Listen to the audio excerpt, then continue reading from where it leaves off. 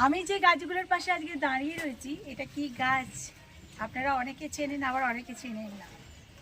আর সত্যি কথা বলতে কি, ছাদ বাগানে যে এটা সেরকম ভালোভাবে ফলন পাওয়া যায়, এটাও কিন্তু অনেকে জানে না।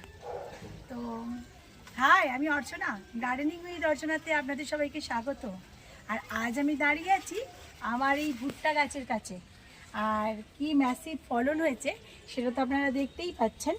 খুব অল্প পরিচর্যায় আমি যে গাছগুলোকে সব খুব ভালোভাবে করি, তার মধ্যে ভুট্টা গাছ কিন্তু অন্যতম। এই দেখুন, এই দেখুন কত সুন্দর ভুট্টা হয়েছে বন্ধুরা। প্রতিটা জায়গায় দেখুন দুটো তিনটে করে ফসল হয়ে গেছে। আর এই দেখুন বন্ধুরা, এখানেও হয়েছে। গাছগুলো খুব সুন্দর। আবার এখানে দেখুন কোনোটা প্রায় ছোট ছোট আসছে। আপনারা দেখতে পাচ্ছেন আমাদের ভুট্টা গাছে প্রচুর ফলন হচ্ছে। কিন্তু এই ফলন করতে গেলে কি কি আমাদের করতে হবে যাতে প্রচুর পরিমাণে ভুট্টা আমরা পেতে পারি ছাদ বাগান থেকে। তো আসুন ভিডিওটা আপনাদের দেখাই। ছাদ বাগানে ম্যাসিভ ফলন পেতে গেলে আপনাদের অনেকগুলো জিনিস মেনটেন করতে হবে।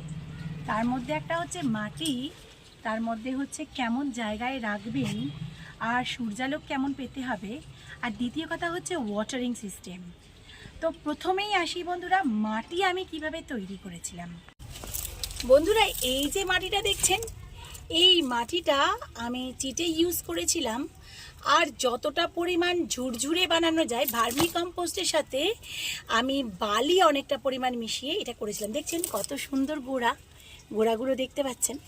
তো বালি যদি আপনি একটু বেশি দেন তাহলে কিন্তু এই গাছটা কিন্তু খুব ভালো গ্রো করে, আর শেকড়ও ভালো ছাড়ায়। শেকড় পদ্ধতি আপনারা নিশ্চয়ই জানেন। শেকড় যতটা ভালো হবে তখন কিন্তু গাছটাও অটোমেটিক্যালি ভালো হয়ে যাবে, ফল দেবে। আর আপনারা দেখতে পাচ্ছেন আমার গাছগুলো কিন্তু খুব ছোট্ট থেকে, দেখুন ছোট্ট, মানে একদম এখানে মাটি, এইখানে মাটি, আর দেখুন এইখানে ফল দিতে শুরু করে দিয়েছে। একদম গোড়া থেকে ফল দিতে থাকছে। আপনারা সবাই বলেন যে ছাদ বাগানে প্রচুর ফলন পাবো কি করে। তো এটা হচ্ছে তার ট্রিক্স। আর একটা ট্রিক্স হচ্ছে আপনি ছাদ বাগানে ভুট্টা গাছগুলোকে কেমন জায়গায় রেখেছেন, সেটাও কিন্তু একটা ম্যাটার করে। তা আমি এমন একটা জায়গায় রেখেছি ভুট্টা গাছগুলোকে যেখানে পর্যাপ্ত পরিমাণে সারাদিনের রোদটুকু পাবে, তবেই ভুট্টা হবে। আর ভুট্টার তো জলটার কথা বলবো এবার বন্ধুরা। দেখুন ভুট্টা গাছটা কিন্তু খুব রোদেতেও নেই, আবার দেখুন ওখানে একটা শেড আছে, সামান্য একটু ধারের দিকে রেখেছি যাতে রোদটা পড়বে কিন্তু সেরকমভাবে ক্ষতিটা হবে না, সারাদিনের রোদটুকু একটু একটু করে পাবে। আর একটা কথা হচ্ছে ভুট্টা গাছে কেমন পরিমাণে জল দেব। আমরা অনেকেই ভেবে পাই না, জল থাকার পরেও কিন্তু আমরা জল দিয়ে দিই। হ্যাঁ, ভুট্টা গাছ কিন্তু জল পছন্দ করে, কিন্তু অতিরিক্ত জল নয়। কেমন জল দেব, আমরা যখন দেখব যে ভুট্টার মাটিটা একদম ড্রাই হয়ে গেছে তখন কিন্তু আমরা খুব ভরপুর করে জল দেব। আর দেখতে পাচ্ছেন ভুট্টার শিকড় উঠে যায়, সেই জন্য মালচিং সিস্টেম অবশ্যই করবেন।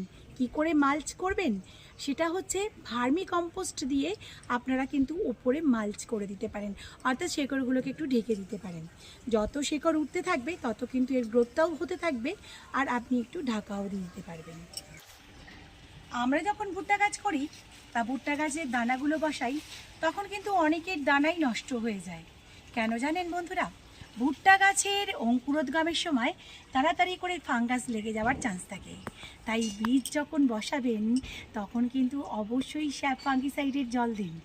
আর আপনি 10-15 দিন অন্তর অন্তর এখানেও ফাঙ্গিসাইডের জল দেবেন। আর অবশ্যই একটুখানি ফাঙ্গিসাইডের জল সেটা অবশ্যই সারা গায়েতে ছিটিয়ে দিলে খুবই ভালো হয়। এমনিতে ভুট্টা গাছে পোকামাকড়ের উপদ্রব হতে আমি আজ পর্যন্ত দেখিনি।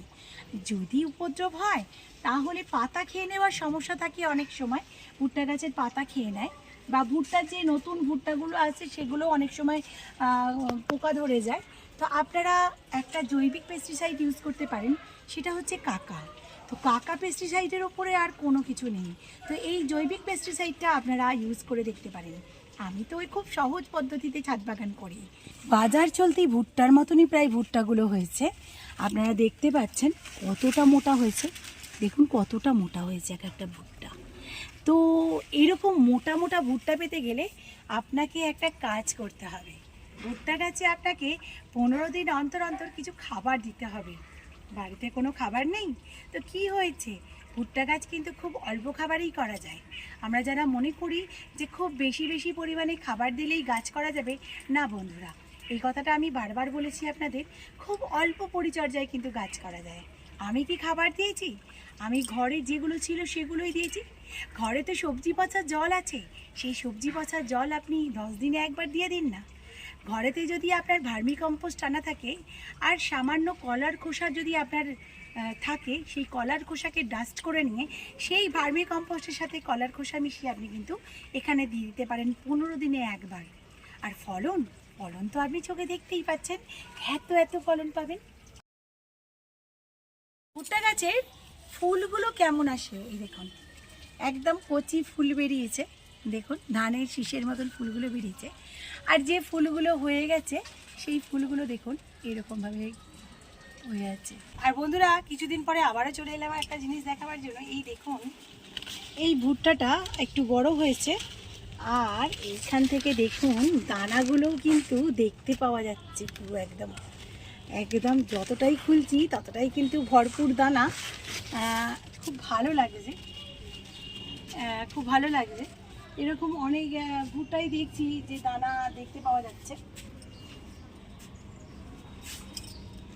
আর একটা জিনিস লক্ষ্য করে দেখছি বন্ধুরা, ঠাস দানা হয়েছে, ঠাস বুনট দানা হয়েছে, যেটা অভাবনীয়। মানে ছাদ বাগানে এরকম ঠাস বুনটের দানা খুব কমই দেখতে পাওয়া যায়। আপনাদের সঙ্গে সবই তো শেয়ার করেছি, আর খুব ভালো লাগছে। এটা দেখুন একদম স্পষ্ট দানাগুলো বোঝা যাচ্ছে, এটা কিন্তু স্পষ্ট দানাগুলো বোঝা যাচ্ছে। তো এখনও পর্যন্ত নিয়ে গিয়ে খাইনি, এটা এখনও দেখা যাচ্ছে না, এটা কদিন পরে দেখা যাবে। আস্তে আস্তে সব খুলছে আর এই ভুট্টাগুলো দেখছেন অল্প অল্প করে পাকছে, আর কদিন পরে প্রায় 10 দিনের মধ্যে এই ভুট্টা কিন্তু হারভেস্টিং হয়ে যাবে। এই টিপসগুলো যদি আপনাদের ভালো লাগে তাহলে অবশ্যই লাইক শেয়ার সাবস্ক্রাইব করে আমার পাশে থাকুন।